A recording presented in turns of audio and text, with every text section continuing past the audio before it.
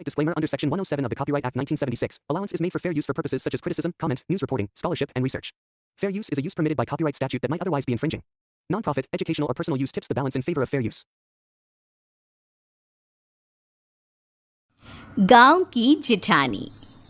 शांति अपने दो बेटों अर्नव और आरुष के साथ शांति से जीवन बिता रही थी, लेकिन शांति के पति सोहन से उसकी कभी कभार थोड़ी अनबन हो जाती थी।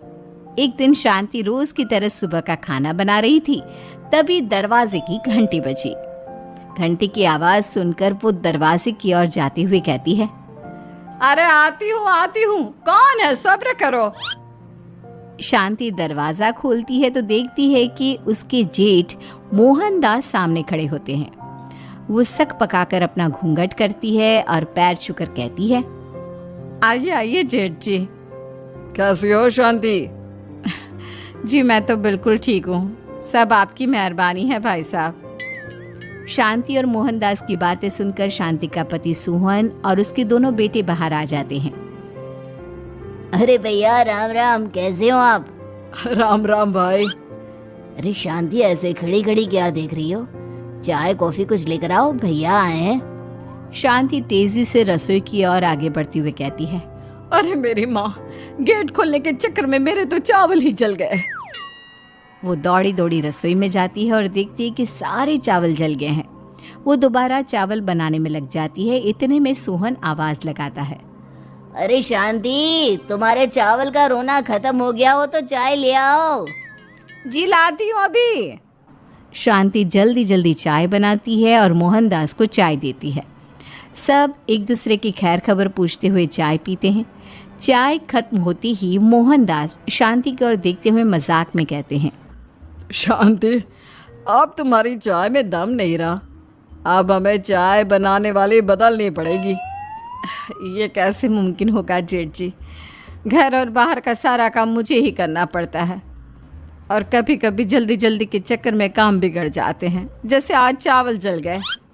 अरे इसी का तो हल लेकर आया हूँ। मैंने रिश्ता देखा है अर्नव और आरुष के लिए। दोनों लड़कियाँ बहुत सुंदर और सुशील हैं। अगर आप दोनों इजाज़त दें तो बात करूँ आगे। सोहन और शांति रिश्ते की बात सुनकर कहते हैं, अब ठीक है, बात चलाइए ना भैया, पर पहले लड़की के बारे में कुछ बताइए तो सही।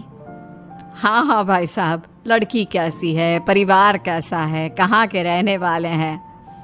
देखो, परिवार तो बहुत अच्छा है, पर वे दोनों लोग बहुत गरीब हैं। दहेज में कुछ मिलेगा नहीं। अरे हमें दहेज में कुछ चाहिए भी नहीं, बस लड़की संस्कारी होनी चाहिए। एक लड़की तो पढ़ी लिखी है और शहर की रहने वाली है, पर दूसरी अपनी गरीबी की वजह से पढ़ न सकी और गांव में रहती है, लेकिन दोनों है बहुत खूबसूरत। अगर तुम सबको देखते ही पसंद ना आ जाए तो मेरा नाम बदल देना। हाँ, पर तो हम आके मूंद कर भरोसा कर सकते हैं भैया। आप आगे बात चलाइए, हम शादी करने को तैयार हैं। कुछ ही दिन में अर्नव और आरुष की शादी हो जाती है। आरुष की शादी अनपढ़ लड़की मंजरी से हो जाती है, जो कि बहुत भोली भी होती है, और अर्नव की शादी पढ़ी लिखी लड़की तनुजा से हो जाती है, जो कि घमंडी और चालू होती है। एक दिन मंजरी घर के काम कर रही थी कि अचानक शांति उसे आवाज लगाती है, बड़ी बहू, ओ बड़ी बहू, मंजरी जल्दी यहाँ आओ। मंजरी जल्दी जल्दी शांति के पास जाती है। बेटा मेरे पैर दबा दे, बहुत दर्द हो रहा है। जी माँ जी, बस बर्तन धोकर आती हूँ। अरे बैठ यहाँ, मेरे पैर में बहुत तेज दर्द हो रहा है, बर्तन छोटी बहू धो लेगी।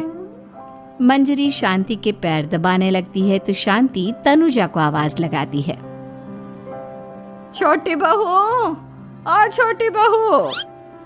तनुजा थोड़ी देर से आराम से चलकर आती है। जी माँ जी, आपने बुलाया मुझे, आपको कोई काम था क्या? तू कुछ काम कर रही है या? शांति की बात काटते हुए तनुजा बोलती है, कुछ नहीं माँ, फोन पर अपने घर पर बात कर रही थी। अरे बाद में बात करियो अपने घर वालों से, पहले जाके बर्तन धो ले। तनुजा मुंह बनाते हुए अपनी जिठानी की ओर देखती है और मन ही मन कहती है, ये महारानी वहां बैठी है, ये नहीं कि बर्तन धो ले। मैंने इतनी पढ़ाई बर्तन धोने के लिए की थी क्या? तनुजा दांत पीसकर वहां से चली जाती है। अगले दिन सब दफ्तर चले जाते हैं, तभी डाकिया चिट्ठी लाता है। शांति चिट्ठी लेकर मंजरी से कहती है, बड़ी बहू, जरा छोटी बहू को बुलाना, एक चिट्ठी आई है। मेरी तो आंखें कमज़ोर है तो मुझसे पढ़ा नहीं जाएगा। मंजरी तनुजा के पास जाकर कहती है, तनुजा, तुम्हें माँ जी बुला रही हैं। मुझ पर हुक्म मत चलाओ, काम बताओ काम। अरे मैंने तुम पर कहाँ हुक्म चलाया, और हुक्म चला भी दूंगी तो क्या हुआ, तुम तो मेरी छोटी बहन की तरह हो ना। तुम जैसी अनपढ़, जाहिल और गांव की गवार मेरी बहन नहीं हो सकती। बेचारी मंजरी तनुजा की बात सुनकर अपना सा मुंह लेकर रह गई। कोई चिट्ठी आई है, माँ जी तुमसे पढ़वाना चाहती है, बस इसलिए बुला रही हैं। मुंह टेढ़ा करके तनुजा मंजरी का मजाक बनाती हुए कहती है, अनपढ़ कहीं की। तनुजा का ऐसा बर्ताव देखकर बड़ी बहू बहुत दुखी होती है। तनुजा को अपनी पढ़ाई का घमंड इतना हो गया कि अब वो घर के कोई काम नहीं करती और अपनी जेठानी का मजाक बनाती रहती। तनुजा का ये बर्ताव अब उसकी सास को भी नजर आने लगा था। एक दिन शांति ने अपनी बड़ी बहू से कहा, मंजरी, तनुजा हर समय तुम्हारा मजाक उड़ाती है, तुम्हें गुस्सा नहीं आता क्या? आता तो है माँ जी, लेकिन मैं क्या करूं? जब भी उसे कुछ बोलती हूँ वो और भी जली कटी बातें मुझे सुनाकर चली जाती है। मैं उसे अपनी छोटी बहन की तरह प्यार करती हूँ, लेकिन उसके दिल में मेरे लिए कोई इज्जत नहीं। बहू, तूने वो कहावत सुनी है, जुल्म करने वाले से ज्यादा जुल्म सहने वाला अपराधी होता है। मंजरी अपनी सास का इशारा समझ जाती है। वो अपनी देवरानी को सबक सिखाने की ठान लेती है और एक दिन शांति अपनी दोनों बहुओं के साथ बैठी थी तो शांति अपनी बड़ी बहू से पूछती है, अरे बहू, शाम होने को है, कुछ सोचा है क्या बनेगा खाने में? माँ जी, मेरे तो सर में बहुत दर्द है आज। मेरी प्यारी देवरानी ही कुछ अंग्रेजी खाना बनाकर खिलाएगी। सुना है पढ़े लिखे लोग अंग्रेजी खाना बहुत अच्छा बनाते हैं, क्यों तनुजा? इतना कहकर मंजरी अपनी सास की ओर देखकर मुस्कुरा दी। तनुजा अपनी तारीफ सुनकर बहुत खुश हो गई। इतने में शांति कहती है, ये तो सच बात है छोटी बहू, ये तो मैंने भी सुना है। हम भी पक गए हैं बड़ी बहू के हाथ का खाना खा खा कर। तनुजा, तुम्हारी माँ भी तो तुम्हारे खाने की बहुत तारीफ करती हैं। आज हमें भी खिला दो कुछ अच्छा सा बनाकर। शांति की बात सुनकर छोटी बहू और आसमान पर चढ़ गई, पर उसे ये कहाँ पता था कि उसकी सास और जेठानी उसे सबक सिखाना चाहती हैं। तनुजा अपनी तारीफ सुनकर खुश तो बहुत होती है, पर सोचने लगती है, मुझे तो कैसा भी खाना बनाना नहीं आता, अब मैं क्या करूंगी? अगर मैंने इनको सच बता दिया तो मेरी सारी इज्जत मिट्टी में मिल जाएगी। अरे छोटी बहू, क्या सोच रही हो? खिलाओगी ना अपने हाथ का अंग्रेजी खाना? छोटी बहू हाँ में सर हिला देती है। अचानक से उसके दिमाग में एक आइडिया आता है। मैं इंटरनेट से देखकर कुछ बना लेती हूँ, मेरी वाहवाही पूरे घर में हो जाएगी। मुझे कौन सा रोज रोज बनाना है। माँ जी, आज आप सबको ऐसा खाना खिलाऊंगी कि। इतने में शांति छोटी बहू की टांग खींचते हुए कहती है कि पता नहीं कैसा खाना खिलाओगी। ए ऊपर वाले, हमारी रक्षा करना। इतना बोलकर शांति और मंजरी दोनों जोर जोर से हंसने लगते हैं। अब तनुजा रसोई घर में चली जाती है और खाने की तैयारी करने लगती है, पर उसे रसोई घर की चीज़ों के बारे में तो कुछ नहीं पता। जैसे तैसे सारी चीज़ें निकालती है और इंटरनेट पर देखकर खाना बनाती है। कुछ ही देर में सब लोग घर आ जाते हैं। अरे सुनते हो, आज का खाना हमारी छोटी बहू बना रही है। अरे वाह, आज तो फिर कुछ अंग्रेजी खाना खाने को मिलेगा। कुछ ही देर में खाना बन जाता है तो छोटी बहू सबका खाना लगा देती है। इतने में बड़ी बहू कहती है, क्या बात है देवरानी जी, आज तो बहुत अच्छी खुशबू आ रही है। ये बात तो सही कही बड़ी बहू तूने, खुशबू तो अच्छी है। ऐसी खुशबू तो मेरे खाने में भी नहीं आती। सब मिलकर छोटी बहू की बहुत तारीफ करते हैं और छोटी बहू 7वें आसमान पर बैठ जाती है। अब सभी खाना खाते हैं। जल्दी जल्दी दो, अब तो मुंह में पानी आ रहा है। हाँ हाँ, मुझसे भी नहीं रुका जा रहा। जैसे ही सोहन एक निवाला खाता है तो उसकी आंखों से पानी आने लगता है। ये देखकर शांति सोहन से पूछती है,